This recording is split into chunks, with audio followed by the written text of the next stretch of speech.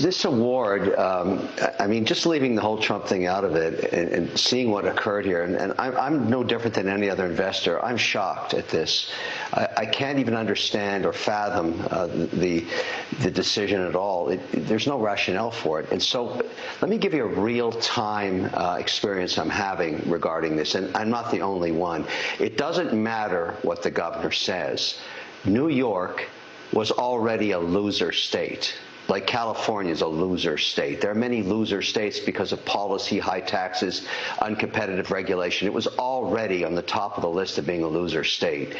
I would never invest in New York now, and I'm not the only person saying that. And here's a real-time situation. In development in real estate right now, the hottest asset class is very high-end data centers. They cost anywhere from $2.5 to $3.5 billion each. They're very expensive. They require low power. You need permits. But most of the major institutions in the world need more data centers, and that's why developers like me are doing this. Now, you need power. So New York has Niagara Falls. Normally, you'd consider that to put in one of these facilities, create 400 jobs, 5 more jobs for each of one of those for auxiliary services. I can't go to New York.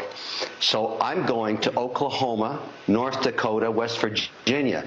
Governor Stitt, Kevin Stitt, my staff have met with him. Governor Burgum, the same thing. Governor Justice. Those are winner states. They don't do things like this. I have to syndicate that debt and all that equity. We're talking billions of dollars here. Do you think any foreign institution or any private equity firm or any pension fund would touch New York? No. And that's why New Yorkers should be concerned. The fine people of New York should ask themselves, why are we such a loser state? How are we going to attract business? It's not just the existing businesses that are fleeing out to Texas and Florida. What about new money like this that I'm talking about, like a $4 billion data center? Not a chance I would put that in New York. Zero probability. Never. And so they've got a lot of work to do to find themselves getting out of this situation. This has all occurred post-pandemic. Winner states versus loser states. Look at Tennessee right now, fastest growing city in America, Nashville. Winner state, good policy, competitive taxes. You've got to start thinking about this in the context of winners and losers. New York, mega loser state.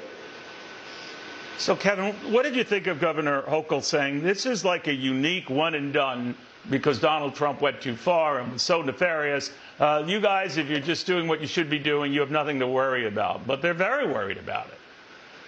Yeah, we're very worried. Every investor's worried because where is the victim?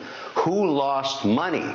This is some arbitrary decision a judge made. This policy and what this says, what does this say about the bar, the legal bar in New York? Aren't they going to question this judge? What is this? $355 million and there's dollars as a penalty, and there's plus interest at 9%, and there's no victim?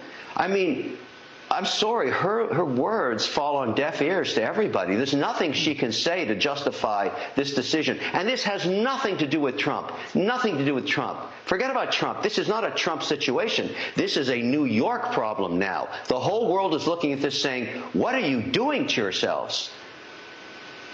Well put, Kevin. Always good chatting with you. Kevin O'Leary.